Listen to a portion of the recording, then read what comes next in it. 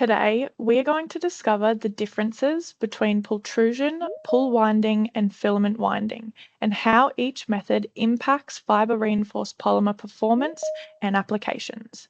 Good morning and welcome to our webinar, Pultrusion, Pull Winding and Filament Winding Explained.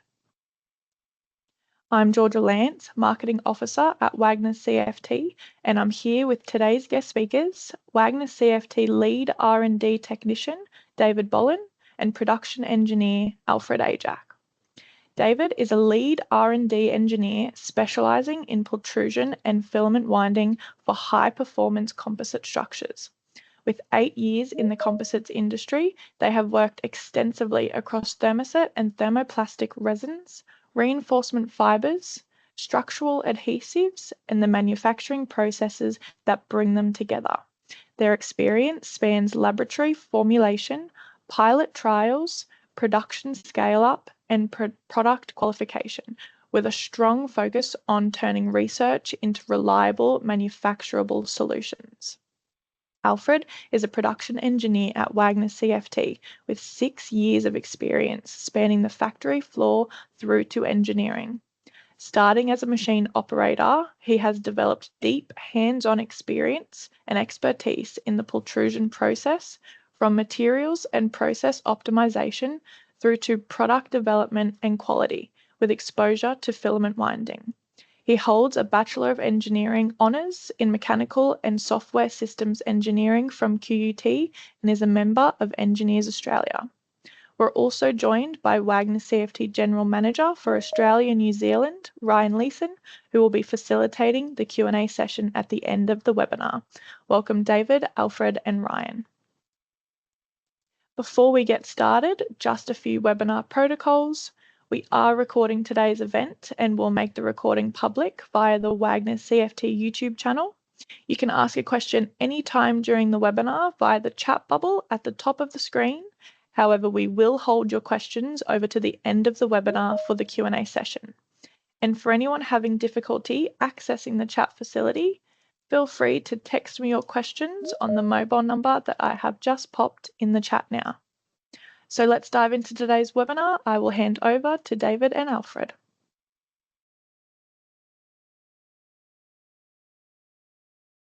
Thank you, Georgia, and good morning to everyone joining us today. My name's David, and I'll be leading us through the opening few slides of this webinar on pultrusion, pull winding, and filament winding explained. So before we dive into those 3 manufacturing processes, I thought we'd do a very quick review of what FRP is for those of us who are still learning or even just getting into this material for the first time. So FRP, or a fibre reinforced polymer, is a blend of a fibre and a polymer. When you blend those 2 materials together and cure them, they form a complementary material. It's a stronger material than both of those materials separately. As a general rule, the fibre is strong and cheap. The resin is weaker and more expensive. And when you combine those 2 materials to form the FRP, you get a lot of great properties out of that. So FRP is lightweight, it's high strength, it's extremely chemically durable, it's resistant to corrosion, it never rusts, and you get very long service lives because of its extreme durability. And more these days, we're getting very strong environmental credentials out of this material as well. So the fibre itself, if I play this video very quickly, this is a little strand of glass fibre. You can see that when I pull on it in the fibre direction, it's very, very strong, so it's directional.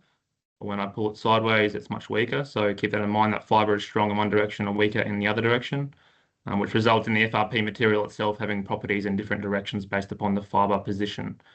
And as I said before, the fibre itself is stronger than the resin, much stronger, especially in that strong direction you saw in the video, and it's also cheaper than the resin itself. The resin, or the polymer, it's got 2 main jobs. One, to share the load between the fibres, so it transfers that stress and that load between the fibres. It also protects the fibres from attack by water, chemicals, anything that the material might see in service. And as we've said before, the resin is the more expensive component of the 2 going into that material. There is another webinar I can refer everyone to if they want more information on the ingredients that go into FRP. It's a webinar called What's Inside That Counts, and it can be found on the CFT website. This table here provides a high-level comparison of the three FRP manufacturing processes that we are focusing on today. There's standard pultrusion, pull winding, and filament winding. In standard pultrusion, fibre is wet with resin and pulled through a heated shaping die, where they are cured to produce a constant cross-section profile. It is a continuous process and can be used to make almost any open or closed structural profile, with the bottom left photo showing the broad variety that can be made. So you'll see a variety of different shapes in the bottom left, and it's almost infinite as to what you can do with standard pultrusion in terms of the profile shape. Pull winding builds on this approach by adding controlled circumferential fibre placement, providing additional, extremely efficient reinforcement to the profile. The rest of the process remains similar to standard pultrusion, with the wet fibres being continuously pulled into a heated shaping die for curing. One limitation of pull winding is that it can be only used to make closed profiles. So you'll see in the bottom middle photo there, you'll see that you can make circular, tubular shapes or any sort of general closed profile. In contrast, filament winding is typically a batch process where a single part is made from start to finish. Resin-impregnated fibres are wound under tension onto a rotating mandrel in defined patterns, allowing for greater flexibility in fibre orientation and the production of hollow structures with varying cross-sections. It is a highly versatile and scalable process, with the bottom right picture showing how it can be used to make very large and very complicated FRP parts. In this webinar today, we'll be further exploring these processes, so I'll first hand over to Alfred to cover pultrusion and pull winding. Thanks, David. So we'll start with the basics. What actually is pultrusion? It's given in the name, so it's pull and extrusion combined. So we're normally with aluminium or plastic extrusion, you're pushing material through a die. Here we're pulling it, and that's the main difference. Going through the process from left to right, if you look at that diagram over there. So what's happening is we've got these continuous glass fiber rovings coming off spools. They get wetted out with resin, and then they're pulled through a heated steel die. The heat triggers resin to cure, so it goes in wet and comes out at the end as a solid finished product. And the key thing is it doesn't stop. It's a continuous process. Fiber goes in, product comes out, and we cut it to length if you go a bit further down. It's actually the only continuous process for making fiber reinforced composites, which is why it's a go-to for efficiency and consistency. And the lengths you can make are basically limited to by what you can fit on a truck bed. So what's a concept? What makes it different? What makes different pultrusion processes different from each other is really about how you get resin into the fiber, and that's what we'll step through now.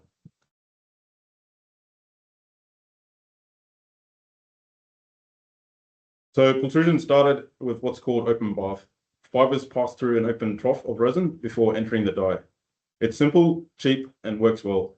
The downside is you've got an open resin on the line, so you get fumes, emissions, and the quality depends on the operator. Closed injection on the right-hand side there is essentially the upgrade. Instead of an open trough, the resin is injected into a sealed chamber around the fiber. It's much cleaner, it's more control, and you get less waste. And you can use modern fast curing resins that wouldn't survive in an open bath. Think of it as the same process, but just done a little bit better. Both processes, they produce the same range of products. So flat bars, I-beams, channels, hollow sections, all of it. The difference is the process, not the product.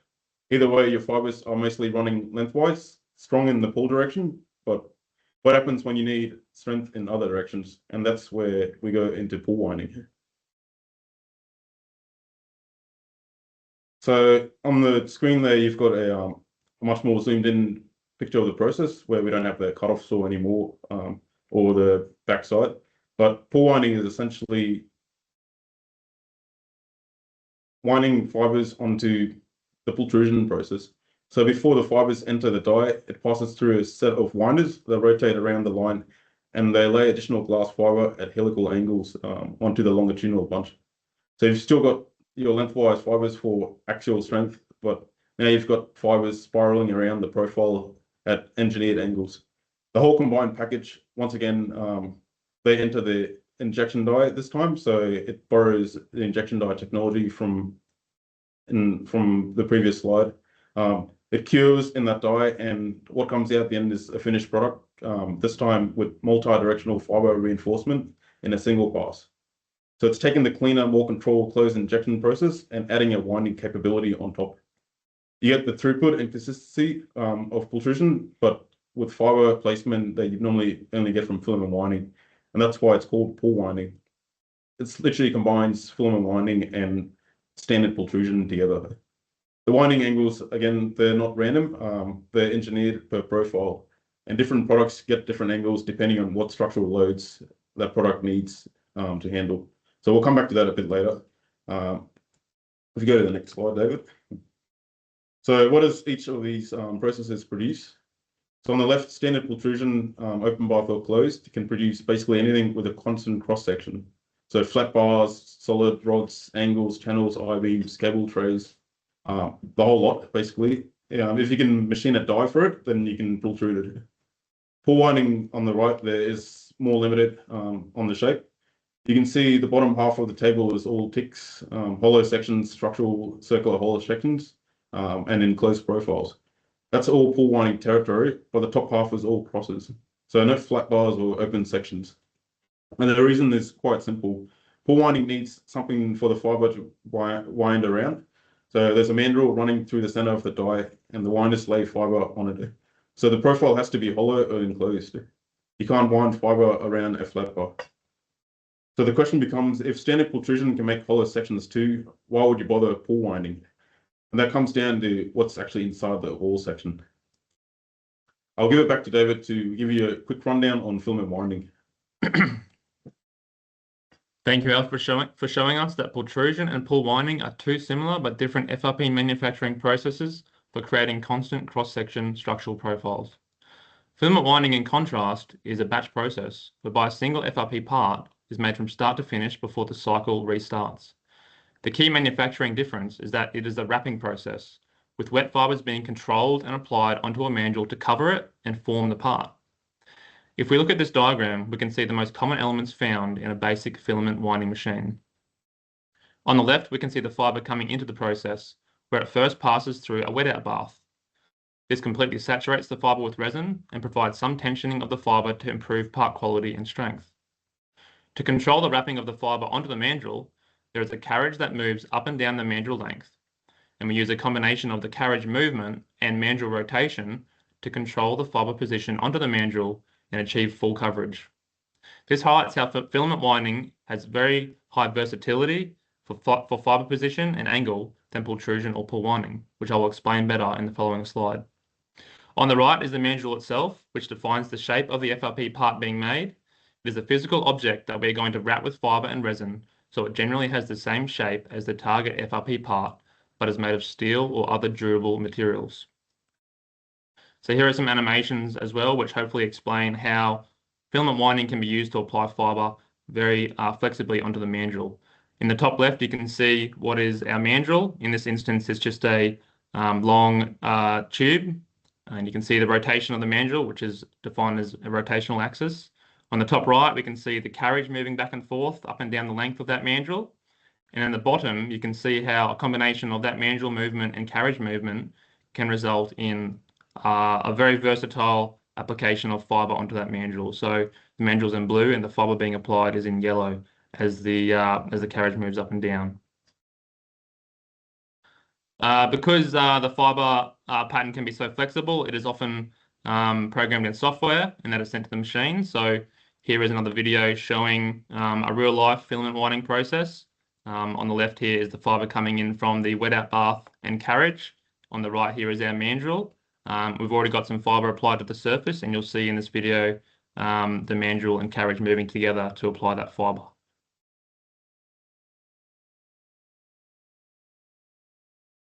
Once the fiber reaches the end of the mandrel, the carriage will reverse and move back the other way.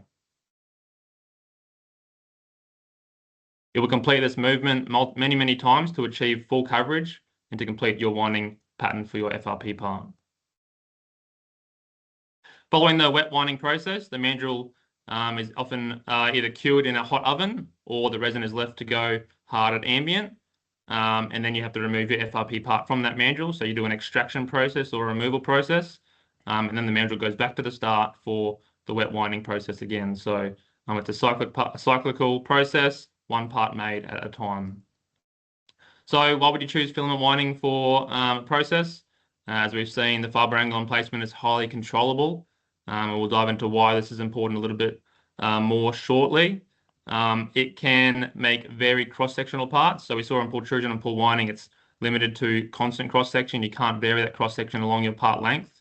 But in filament winding, because that mandrel and carriage move in that way, you can make parts that have a taper or parts that have a cylindrical end on them, or even an elbow or a T-piece. The machines are highly flexible, so you can increase mandrel length capacity, or you can increase mandrel diameter very easily. So you can make very long and large diameter parts, so 15 meter plus and 4 meter plus, so very, very big. And the capital cost for the machine and the tooling cost for the parts is quite low compared to, say, pultrusion or pull winding. So it scales very, very well for low to medium volume parts. And for parts that look like pipes or tubes or cylinders, etc. So diving into what they look like a little bit more and what sort of parts you would make. So on the top right is sort of one of the more basic parts you make. So it is just a pipe or a pole, but generally larger diameter.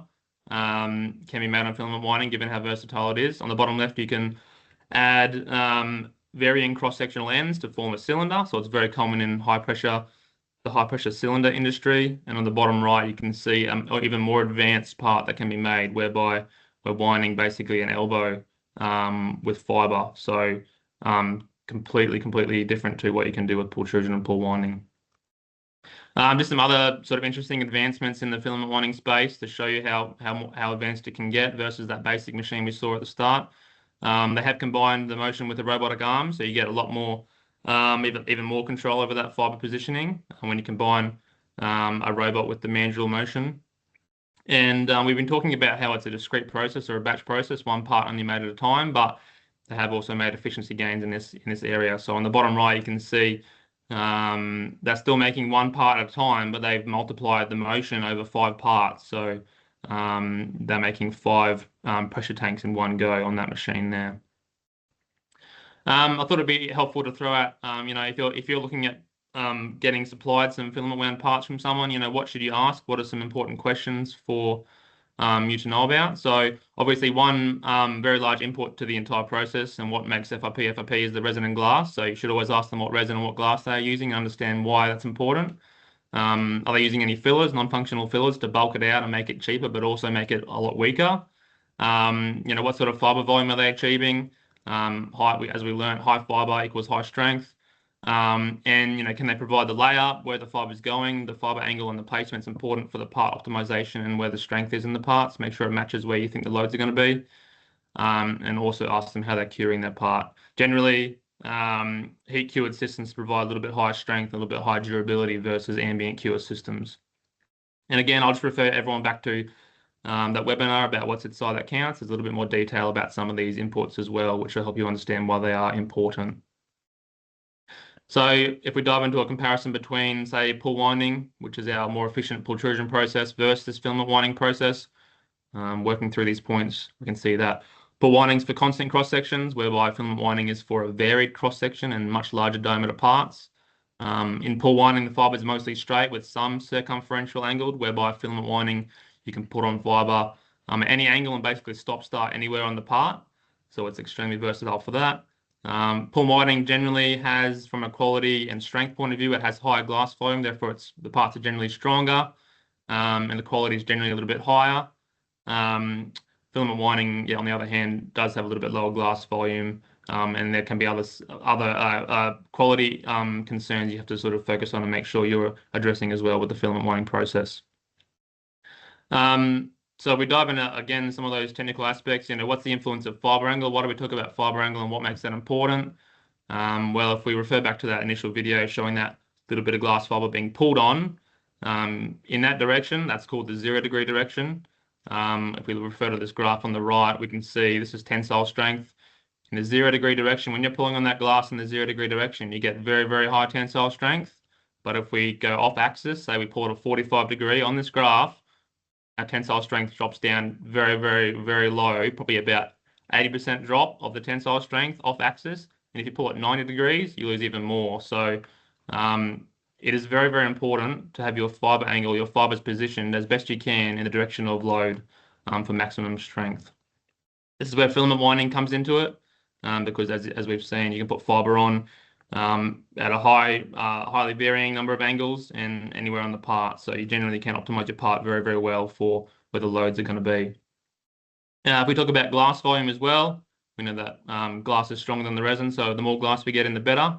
Pultrusion and pull winding are what we call a closed mold process, whereby the wet out fibers are forced through a closed mold that compressed by a steel mold. So if we watch this video, these are the fibers coming in from the left. You can see them being compressed and consolidated. So for a particular part, you generally get higher glass volume or higher glass density in a pultruded or pull wound part because you are forcing the fibers through a closed mold. So you generally get high glass volume and very high part strength in pultrusion and pull winding. And sort of a little practical example of those two differences. Say we've got a utility pole being pulled on by a tip load, so we care about stiffness of the pole.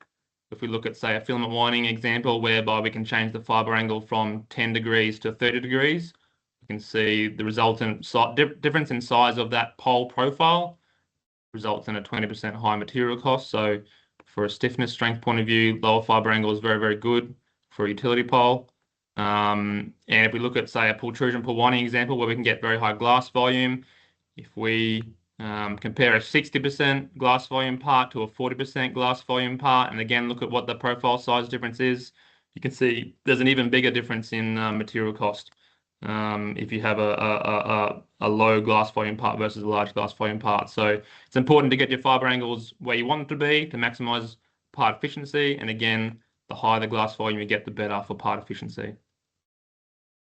In terms of quality, if we touch on that between, say, pull winding and filament winding, we've got some of the quality aspects. I won't dive into this, but you can refer back to that other webinar if you need to. Glass volume, as we've discussed, you can get very high glass volumes with pultrusion and pull winding, not so high with filament winding. Glass tension control is important. Again, a little bit better with pultrusion, pull winding versus filament winding. And on the quality front, the cure quality of the resin, any porosity in the little holes or bubbles in the FRP, and the chance of defects, again, a little bit less likely with pultrusion and pull winding because of that closed mold process. You're stripping out the resin, you're removing air bubbles more efficiently, so you generally get higher part quality with pultrusion and pull winding versus filament winding. All right, so this is our money slide. So you got all the three processes side by side. We've added in there some color coding to highlight some standouts. So green is a standout benefit, where yellow is a limitation. So starting on the left, so you got standard pultrusion. This is your workhorse. It's a continuous process, high speed, produces any constant cross section that you can machine a die for. You can make open sections, closed sections, the whole lot. Quality and strength are high. It's proven, reliable, and equipment and tooling costs are around about middle of the road, denoted by those $2 signs. The limitation is your glass is running straight, so lengthwise. So you're getting good axial strength, but you're relying on the resin for everything else. As David would have said before, the resin is more expensive and weaker than the glass, which is stronger. Transverse loads and shear loads. This is where pultrusion will really start to struggle. So any torsional or twisting on structural sections, you will struggle with pultrusion. One thing that is worth mentioning across all the pultrusion generally is as you go bigger in profile size, you need more pull force. So there's a practical limit to how large a profile your machine can handle. If you go beyond that, you're either upgrading your pulling system or you need a bigger machine altogether. And that's a real consideration when you're thinking about your product range. On the far right is filament winding. So production is slow in terms of speed. Quality and consistency is moderate compared to the other two. Strength and stiffness is also moderate, but this is not really a fair comparison because filament winding isn't trying to do the same job. Where filament winding shines is agility. It's a batch process, so one part at a time, and that's actually the whole point of it. You can make bespoke parts, one-offs, complex geometries, variable wall thickness, tapered sections. If someone comes to you with a specific pressure vessel or a custom pipe that needs a very particular layout, filament winding is how you would do it. It's a specialist tool. Equipment and tooling costs are low of the three, so that $1 sign there. You don't need a pultrusion line. You don't need winder, mandrel. You only need a winder, mandrels, and an oven to get started. And just a quick note as well, again, filament winding goes well beyond what we're covering here today. When you get into aerospace applications with carbon fiber and prepreg and autoclaves, rocket motor castings, aircraft fuselage components, that's a whole other level, not in the scope of today's presentation, but it's worth knowing that this technology extends a long way past infrastructure. So we go to the middle column, which is pull winding. So you get the glass direction, which is straight, plus some angle fibers. You get a very high glass content. You get high quality consistency as well. You get your strength and stiffness. It's taken the continuous throughput and repeatability of pultrusion, and it's combining it with multi-directional fiber placement you'd normally get from filament winding. So it's essentially the best of both worlds. But if you look at the very bottom column there, you'll see the equipment cost is triple dollar sign. So it's got a very high tooling cost and equipment costs, and it's only very limited to constant cross sections. So you're paying premium on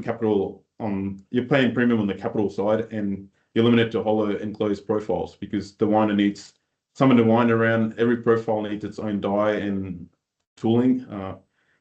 So the way to think about it is standard pultrusion for commodity shapes at volume, filament winding for bespoke and complex one-offs, and pull winding when you need structural hollow sections at infrastructure scale with multi-directional performance. So you got 3 jobs there and 3 tools there. So we've talked about how these products are made, but how do we know what you're actually getting? And that's where testing comes into play. The good news is the tests themselves are pretty universal across all 3 processes.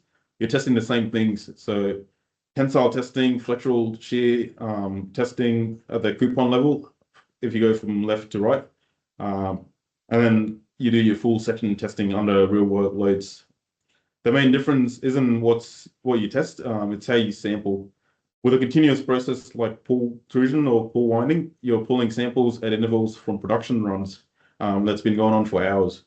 With batch testing, batch process like filament winding, every single part is its own product event. So the QA approach is part by part. Either way, the testing is what closes the loop between the processes and performances. Everything we've talked about today, so fiber direction, fiber content, resin cure, that all shows up in your testing data. So to wrap up our presentation today, the process determines the product, the fiber direction, the fiber content, the consistency, the structural capability. All that comes into how it was made. Standard pultrusion for commodity shapes at volume, filament winding for bespoke and complex parts, and pull winding for structural hollow sections with multi-direction performance. And that's why when you're specifying or buying FRP from anyone, the questions David showed you earlier, those matter. So what resin, what glass, what fiber angles, what fiber volume, because now you understand what those answers actually mean. So that wraps up our presentation portion of the webinar. I'll hand back to Georgia to continue with the rest of the session. Awesome. Thank you very much for your presentation, Dave and Alfred. Before we jump into our Q&A session, I just want to quickly tell you about an exciting development happening at Wagners CFT. But if you do have a question for Dave or Alfred, make sure you pop it in the chat now for our Q&A session.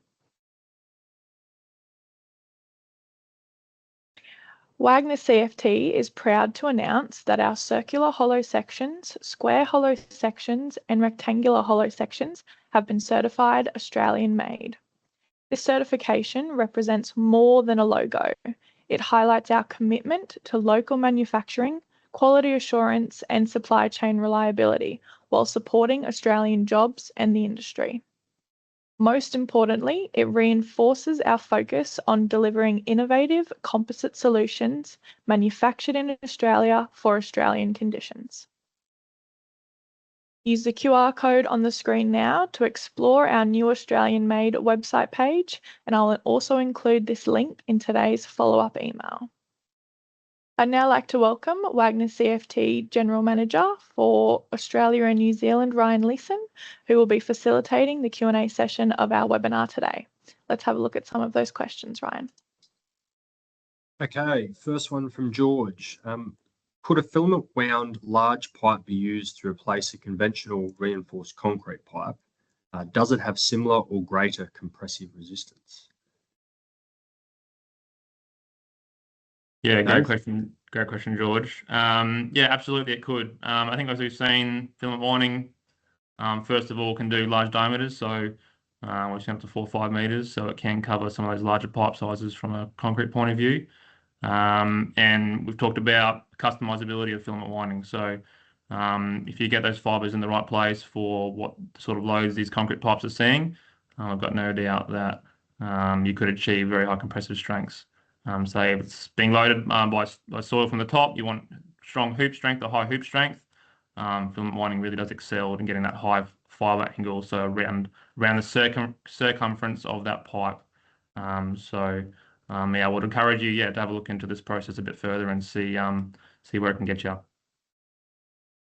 In a previous life and not too far from your base, the Horton River pipeline upgrade in Townsville was 24 kilometres of 1.8 or 2 metre diameter FRP pipe. That was RPC out of Adelaide that made that, I believe. Really cool technology, what they do down there. Broad question, Alfred, maybe for you. To what extent have we reached material usage, especially in state and local government, or sort of that authority space, with approvals relate to various parts of getting new products in? Praffel, thank you for your question there. Alfred.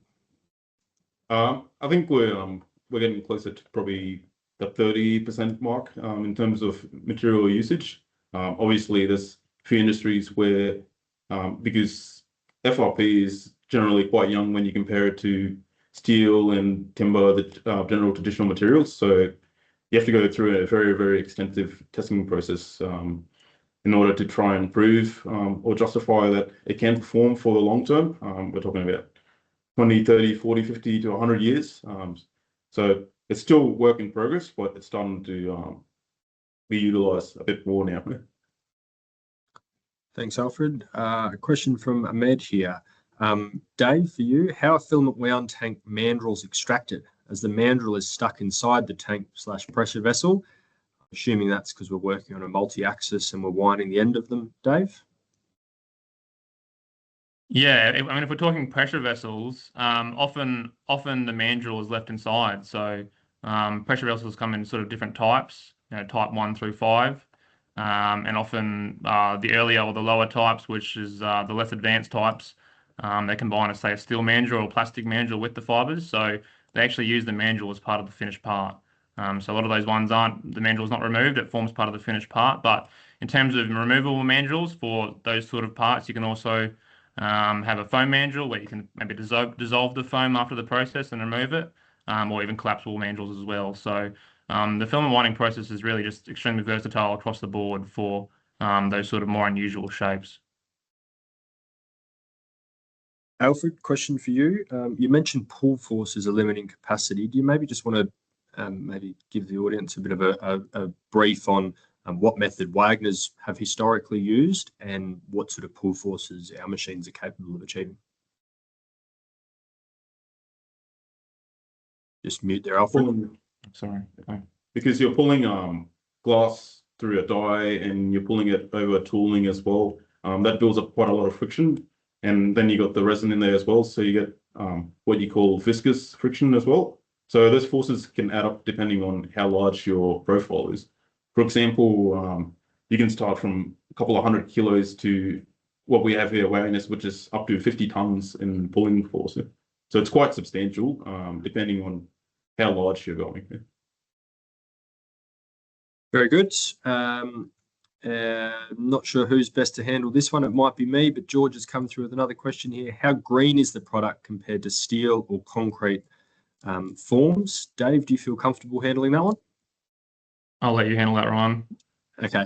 I guess it's hard to say, George, without looking at exact EPDs. So EPD is sort of the industry standard way of being able to calculate carbon or global warming potential of products. So when we see a Gold Coast University hospital has saved 400 tons of carbon through the choice of their facade material, that's a calculation that's done off an EPD.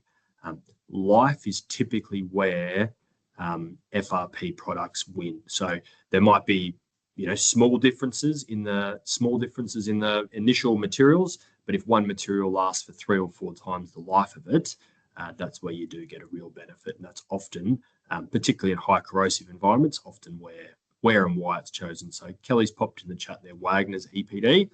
So that enables comparison. It's an industry, sort of global industry standard that anyone can work off and sort of work out where to compare the two products that they're looking at. Dave, glass, you mentioned glass is cheap and resin's expensive. Anything that's batch manufactured versus continuously manufactured is more expensive. Can you just run through just high level then, if you were to order a similar product from a filament wound or a pull wound process, the cost difference or the multiple that you're thinking between the two products? Yeah, that's a good question. So say if we take a similar size, pole, for example, between a pultruded process and or a pull wound process and a filament wound process, you're probably looking at between 50 and 100% more expensive for the filament wound. But there's a huge amount of variability there in terms of who's got the machine size, if you've got to scale up to get that machine size to make that part. How they make it, as we've seen, if they can get low fibre angle, it's better. If they can't do the low fibre angle, it's going to be worse for you. So I would say, yeah, between 50 and 100% looking at the part difference for like. Thank you, Dave. Alfred, for you, can you tell us a little bit about carbon fibre? Do the same manufacturing techniques apply in a carbon environment? And why do some people or some applications demand carbon versus glass fibre? So if we're looking at carbon fibre versus the glass fibre, carbon fibre is a very incredible material, actually. So you get significantly higher stiffness than glass, and it's lighter as well. So say applications like aerospace or motorsports where weight is extremely critical, they want to go for that higher stiffness and lower weight versus glass fiber for infrastructure items. They're still going to be light, but you don't have the extreme stiffness of carbon fiber that you'd need. And then in terms of manufacturing as well, it's significantly more expensive to manufacture carbon fiber. Once you start cutting carbon fiber, it's conductive, so you have to protect all your electrical equipment from that conductiveness. The fibers themselves are very, very fine as well. So you have to essentially have a clean room when you're manufacturing with that type of process. Okay, and then maybe drones are quite topical in the media at the moment. Is this similar technology that goes into building drones, or is that another whole piece altogether? When you want to manufacture drones, typically in the industry, it's a slightly different process.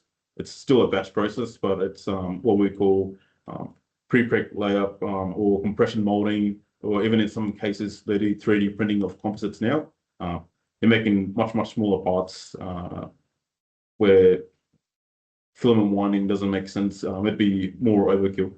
There's some parts that for larger drones that would be filament wound, like shafts and some wing components, but other than that, it's a completely different process. Fantastic. And Dave, for you, so Wagners are obviously implementing or building, commissioning at the moment a filament winding machine. What does that mean for our electrical customers on new products or different products that we'll be able to offer to the market? Yeah, absolutely. So yeah, as Ryan said, we're currently getting a 4-axis filament winder designed and built. It'll be here by the end of this year. It can do mandrel lengths up to 17.5 meters. So basically the world's your oyster. You can do larger utility poles, 2-piece utility poles, larger marine poles, anything that's limited by the capital and tooling cost of pultrusion, the profile size of pultrusion you can do on this winder. It's even more flexible into that sort of aerospace, maybe some wind turbine sort of stuff. So it really is quite a versatile process and opens up a lot of opportunities for us here. And I guess specifically to the electrical customers at the moment, we often cap out at that sort of 8 kilonewton pole at that sort of 12.5, 14 meter range.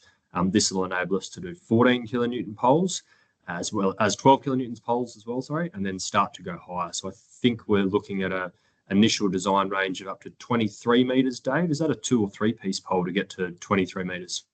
Yeah, sorry. Yeah. So on terms of utility poles, we'll be hitting utility poles in single pieces up to that 17.5 meter mandrel length. And then above that point, we'll definitely be able to do longer than that, and it'll become a 2-piece pole. So you'll wind a base piece, then you'll wind a tip piece, and you'll be assembling those together to form, a 20 or 25 meter plus pole as well. Fantastic. Well, thank you, Dave and Alfred. Over to you, Georgia. That concludes our presentation for today. A big thank you to David and Alfred for your involvement, and thank you to Ryan for facilitating that Q&A session. If you'd like to share your thoughts on today's webinar, please feel free to complete the feedback form by using the QR code on the screen now or the URL that I have just popped in the chat. Or perhaps you'd like to be a guest speaker. If that's the case, fill out the feedback form and let me know. You could also reach out to me on LinkedIn, give me a call, send me a text. However you want to contact me, I would love to hear from you. Coming up in April, we'll be unpacking what Australian-made certification requires, how compliance is verified under Australian consumer law, and why this matters for specification, risk management, and whole-of-life asset performance. With guest speakers, Australian-made Queensland Sales and Relationship State Manager, Halinka Penzera, and Wagners CFT General Manager, Ryan Leeson. So if you're interested in this webinar, use the QR code on the screen now to register for your free online seat or to receive a recorded copy of the webinar. Link is also in the chat, and I'll also include it in our follow-up email today. That concludes our webinar for today. Thank you very much for coming. We're going to go out on the video from the beginning of the webinar. Enjoy, and we look forward to seeing you next time.